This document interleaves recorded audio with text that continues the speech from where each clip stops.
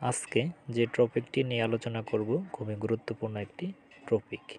কখন ছাদের লোডের ফলে আপনার ওয়াল ফাটে এবং ওয়াল ক্র্যাক হওয়ার প্রবণতা থাকে এবং ওয়াল ফেটে যায়, এ বিষয়ে বিস্তারিত কথা বলবো। আমি ইঞ্জিনিয়ার সুমন। বাড়ি করার কিছুদিন পরেই ইটের গাঁথনির উপর যে ছাদ দেওয়া হয়েছে, এই ছাদের লোডের ফলেই নতুন বাড়িগুলো ফ্লোর লেভেলে কিংবা জানলার যে লেভেল রয়েছে এই লেভেলে ক্র্যাক হওয়ার সম্ভাবনা বেশি থাকে এবং ক্র্যাক হয় বা ফাটল সৃষ্টি হয়। এটি কিসের জন্য হয়েছে এই বিষয়ে বিস্তারিত এই ভিডিওটি দেখলে বুঝতে পারবেন।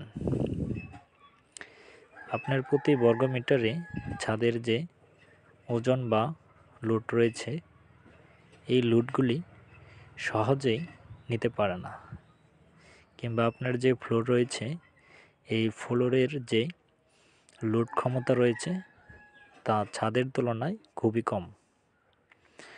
এখন যে বিষয়গুলির প্রতি খুবই দৃষ্টি রাখা প্রয়োজন সে বিষয়গুলি হলো, ভরাট মাটিতে ফ্লোর এর যে বিট লেভেল রয়েছে, পিয়ার লেভেল, জেল থেকে পিয়ার লেভেল, এই লেভেলটুকুতে আপনি কত ইঞ্চি গাঁথনি গেঁথে গাঁথনির স্ট্রেংথ কত, আরসিসি স্ল্যাব দিয়েছেন কিনা, এই বিষয়গুলি যদি আপনি খেয়াল না রাখেন তাহলে আপনার ফ্লোরে কিংবা আপনার ওয়ালে ক্র্যাক হওয়ার সম্ভাবনা বেশি থাকে।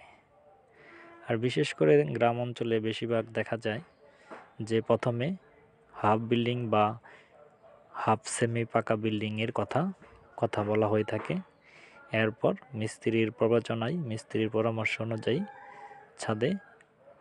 ছাদের কাজ করা হয় এই ওয়ালের উপর। কিন্তু মূল বিষয় হচ্ছে যে ছাদ দিয়ে যদি ইটের গাঁথনির উপর বা বিগ ফাউন্ডেশনের উপর আপনি যদি বাড়ি করেন তাহলে আপনার গাঁথনিগুলো অবশ্যই 10 ইঞ্চি কিছু 8 ফিট পর আপনার দিতে হবে, এবং গাঁথনির যে ম্যাটেরিয়ালস রয়েছে বা মশলা রয়েছে এই মশলার অনুপাত 1:3 আপনাকে কাজ করতে হবে। কিন্তু এইগুলিকে যদি আপনি সতর্ক না থাকেন তার কারণেই আপনার ছাদের ক্র্যাক হওয়ার সম্ভাবনা বেশি থাকে। অনেক জায়গাতে 1:5, 1:6 অনুপাতে মশলার গাঁথনি কাজ করা হয়, যার কারণে ওয়ালের পর্যাপ্ত পরিমাণ শক্তি থাকে না, যার কারণে আপনার ছাদের লোডের ফলে ওয়াল ক্র্যাক হয় বা ওয়াল ফেটে যাওয়ার সম্ভাবনা থাকে। তাই বাড়ি করার আগে অবশ্যই সতর্ক হয়ে বাড়ি করুন।